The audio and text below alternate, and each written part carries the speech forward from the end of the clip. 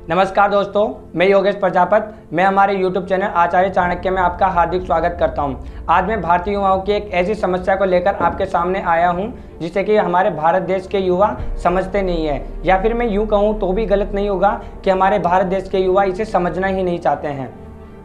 मैं आपको सीमन अर्थात वीर्य के महत्व के बारे में बताना चाहता हूँ, जिसके गुणों का जिक्र कहीं पर भी सामान्य रूप से नहीं किया गया है, जिसके कारण हमारे भारत देश के युवा इसे व्यर्थ ही स्खलित कर देते हैं। मैं आपको इसके गुणों के बारे में एक ऐसी जानकारी साझा करना चाहता हूं जिसे आपने कहीं नहीं सुना होगा। तो आइए हम इसी के साथ हमारी वीडियो स्टार्ट करते हैं।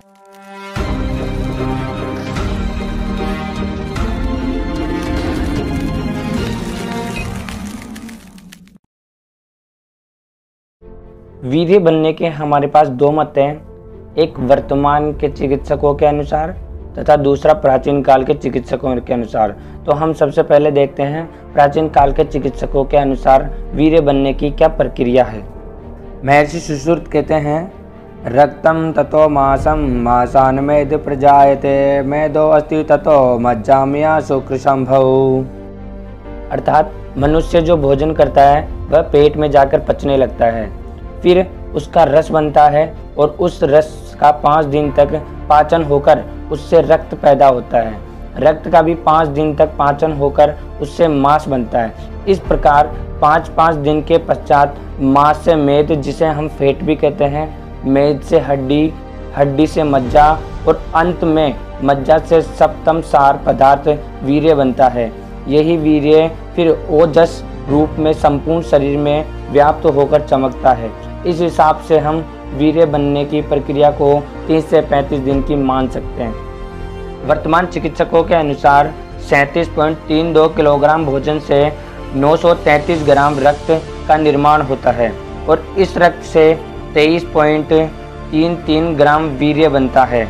इतनी मेहनत से बनाए वीर्य को आप क्षण भर के सुख के लिए गवा देते हैं। ये इस तरह का भी भाव है कि एक माली मेहनत करके रंग बिरंगे खुशबू वाले फूलों को उगाता है, फिर इन फूलों से वो मेहनत करके इत्र बनाता है और फिर इत्र बनाने के पश्चात उस इत्र को वो गंदी नाली में बहा देता है। आप भी ठीक उसी प्रकार अपने वीर्य को स्खलित करते हैं। अब हम बताते हैं कि अधिक वीर्य नाश से आखिर होता क्या है। अधिक वीर्य नाश से शरीर रोगों का घर बन जाता है। भिन्न भिन्न प्रकार के शारीरिक तथा मानसिक रोग प्रतिपल अधिक वीर्य नाश करने वाले व्यक्ति को पीड़ा देते हैं। वह व्यक्ति अधिक कमजोर और उत्साह रहित हो जाता है और अधमरे के समान आचरण करता है। उसकी एकाग्रता क्षमता खत्म होने लगती है। उसके स्वभाव में चिड़चिड़ापन आने लगता है। भगवान शिव भी इस बारे में शिव संहिता में कहते हैं कि मरणम बिंदु पातेन जीवनम बिंदु धारणम, अर्थात वीर्य नाश ही मृत्यु है और वीर्य रक्षा ही जीवन है। अब हम आपको वीर्य के संयम अर्थात वीर्य को बचाने के संदर्भ में कुछ बताना चाहते हैं। हमारे शास्त्रों में वीर्य संयम अर्थात ब्रह्मचर्य की बात की गई है। वीर्य के संयम से शरीर में आश्चर्यजनक शक्तियों का जन्म होता है, जिससे प्राचीन लोगों ने ओज का नाम दिया है। यही मनुष्य को परमानंद आत्मज्ञान तक ले जाने में मदद करते थे। अब मैं आपको वीर्य के संयम से उत्पन्न शक्तियों के बारे में बताता हूँ कि वीर्य संयम से हमारे शरीर में किस प्रकार की शक्तियों का उद्गम होता है। यदि आप वीर्य को 90 दिन तक रक्षित करके रखते हैं तो इस अवधि के पश्चात हमारा वीर्य 2 ऊर्जाओं में विभक्त हो जाता है।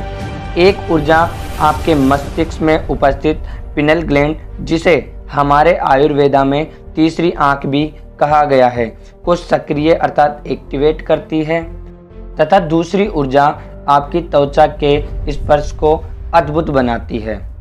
पिनल ग्लैंड के सक्रिय होने पर आप दुनिया को एक अलग नजरिए अर्थात धर्म सम्मत नजरिए से देखेंगे। पिनल ग्लैंड के सक्रिय होने पर आपके चेहरे पर एक तेज झलकता है जो लोगों को अपनी ओर आकर्षित करता है। यही तेज आपको करोड़ों की भीड़ से अलग दिखाता है। आपकी आंखों में एक विश्वास भरी चमक होगी। वीर्य रक्षा से व्यक्ति बलवान, बुद्धिमान और महापुरुष बनता है। वीर्य रक्षा ब्रह्मचर्य से ही संभव है। न तपिस्तप इत्यारु ब्रह्मचर्य तपोमम ऊर्ध्वरेता भवेद यस्तु स देव न तमनुष्य। अर्थात ब्रह्मचर्य ही उत्कृष्ट तप है। इससे बढ़कर तपचर्य दूसरा नहीं हो सकता। जो पुरुष ऊर्ध्वरेता हो गया वह मनुष्य नहीं अपितु देवता है। अर्थात वीर्यपात न होने देने वाला मनुष्य ही देवता के समान पूजा जाता है। मैं ये नहीं कहता कि आप अखंड ब्रह्मचर्य अपनाओ, परंतु वीर्य रक्षण इतना तो करो कि कम से कम आप एक महान व्यक्तित्व वाले मनुष्य बने। और मैं आपको बता देना चाहता हूँ कि वीर्य स्खलन करने से आप पाप के हकदार हो जाते हैं, क्योंकि वीर्य में लाखों करोड़ों जीव होते हैं और उन्हें आप स्खलित कर उनकी हत्या कर देते हैं। और प्रकृति का एक नियम है कि यदि आपने प्रकृति के साथ छेड़छाड़ की है तो आपको उसके नुकसान की बहुत बड़ी मात्रा में भरपाई करनी होगी। इसी कारण वीर्य स्खलन के पश्चात आपको ग्लानि का अनुभव होता है। ब्रह्मचर्य हमारे भारत देश में बहुत ही एक अनोखी परंपरा थी।